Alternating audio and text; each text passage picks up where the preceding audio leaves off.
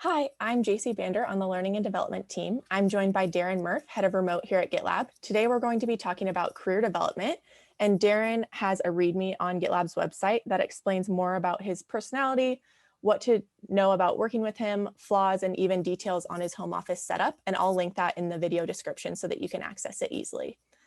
So Darren, can you tell us about what your career development has looked like to date?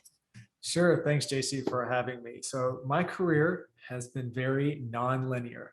So I want to start by saying, don't be ashamed of curvy or lumpy or unusual roller coaster routes. Truth be told, when you talk to a recruiter, that's actually very interesting and fascinating. A lot of people like to paint the picture that it's just a straight line like this, but when you dig in a little bit, life throws curveballs. And what I have found is that it makes you more adaptable and it gives you a broader range of experiences. And so don't be afraid to have a nonlinear career development path. If you go into things that maybe scare you a bit, that's where you'll be challenged and that's where you can grow.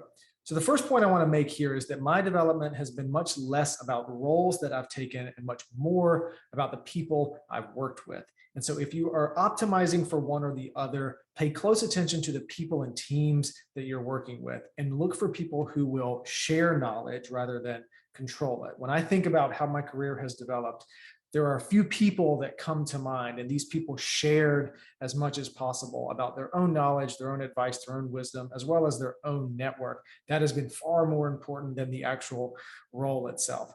The second point here is look to people who share positive and calm energy. Our friend John Fitch likes to say that stress is contagious, but so is calm.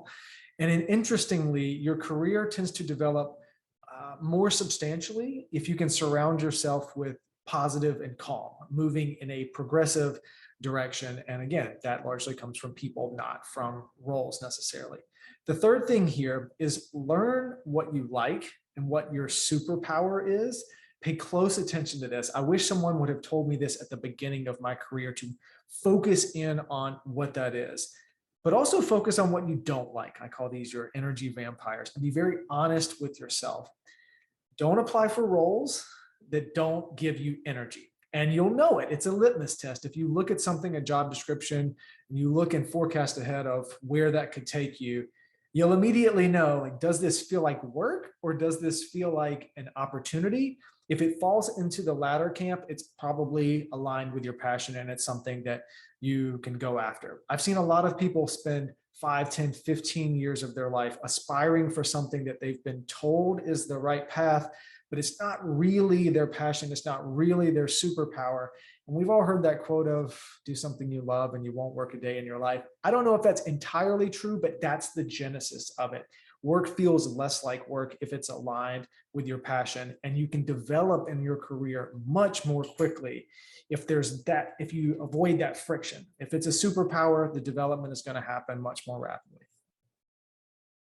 Awesome. That's great. I love that. Looking for your superpower, but also understanding what your energy vampires are. That's huge. So what intentional steps have you taken throughout your career to get where you are today? So the one for me that has been constant is remote work. So I have personally been adamant in optimizing the roles that I look for in the teams that I work with for flexibility, even at the expense of salary or title or prestige. This has always been something that has mattered to me a lot, mattered to me more than the usual trimmings of a job. And so whatever that is for you, make sure that you think about, what am I optimizing for? That's generally what is going to define how your career develops. The second point here is, instead of focusing on a field, what field of work do I want to go into, I focused on a passion. So my personal passion is storytelling. And what's useful about focusing on a passion instead of a field is, I'll give you this anecdote. If you say, I might want to work for NASA. Well, that means I have to be an astronaut. Not necessarily. If your passion is storytelling, turns out NASA needs storytellers too. You look at me right now, I work in GitLab, which is a development operation. There are a lot of engineers here. I am not a classically trained engineer. It turns out there is a need for storytelling within the confines of GitLab. So when you're thinking about where your future could be, try not to put yourself in the box of existing roles. I mean, my title is head of remote. It was just invented a few years ago. So think big enough to apply your passion, focus on that passion, and then find the roles, teams, and companies that will support that. It's a much better way to advance your career instead of just going on what the usual job descriptions are. I did pursue an MBA at night school. This is very challenging to go after an advanced degree after work and in your evenings. You definitely sacrifice on the family front, on the rest front, on many fronts. It was challenging, but I would say it's worthwhile. You learn a lot, you meet a lot of great people, and that network never really goes away. When you go through something like that, you build an alumni network that pays dividends for a long time. I also intentionally keep my own network warm and expanding. This is critical in remote work where you have less in-person touch points. You have to be very intentional. I actually set time aside each week to look back through my network, people that have supported me throughout the years, and keep those relationships warm. You never know when they're going to be needed. You never know when they will see an opportunity that would be useful for you, or they'll join a career development opportunity and they'll invite you into the cohort. People matter, if I haven't made that abundantly clear. And then specific to GitLab, I've been more open about expressing my passions and asking people for opportunities to contribute. And I would say if you are currently at GitLab, this is a very unique environment, and please take advantage of it. A lot of organizations are not set up with the mantra of everyone can contribute, and we are. So take advantage of that. If you are wanting to grow, you're wanting to expand, there's a lot of work to be done here, and chances are high that other teams would welcome your input and contribution. But it's on you to be a manager of one and make those requests, ask around your network to be connected to other people. People are working on fascinating things here. You just have to take the initiative to reach out to folks and look for those opportunities. Perfect. Thank you. Those were really great steps that you've taken, and great people can take from those as well.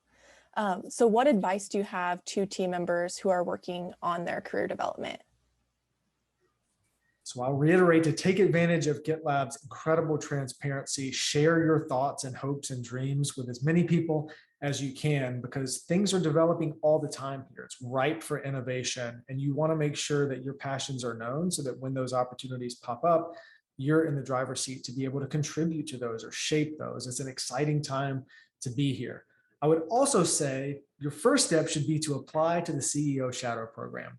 It is a 2-week program. I like to say that it's like an MBA or a PhD in 2 weeks. It was one of the most important parts of my entire tenure here at GitLab. I really think it's a career defining, a career changing type of opportunity. What you're able to see inside of 2 weeks, I don't think can be matched by any other program. So Google CEO Shadow Program, look at how to apply it, make the time to do it. It will absolutely be worth your while. The second is to make time for the Manager Challenge program that our amazing L&D team has stood up. I went through this as well. It's another career definer, absolutely incredible program. Also look into crucial conversations and check out our growth and development benefit. We have a pretty liberal growth and development benefit. It's up to you to figure out how to use that. Carve out time, make time to make this a part of your growth. I actually write this into one-on-ones with my manager to make sure that we pause and think about it. This is not something that comes around the fringes of work. It is work, but you have to make it that. It doesn't nicely fit in. Of course, there are always results to be driven and metrics to be hit, but this is critical to a long-term career development. So make sure that you prioritize it and your manager prioritizes it as well.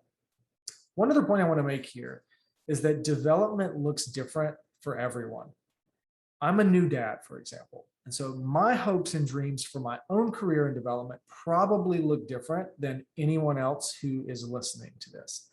And so I do aspire to learn and be challenged, but I also have something in my life now that didn't exist a few years ago, and that changes how I want to develop and where I want my career to go. And that's totally okay. I call these seasons of life. Your development plans could change depending on any number of things, and it's totally okay for that to change and evolve and pivot.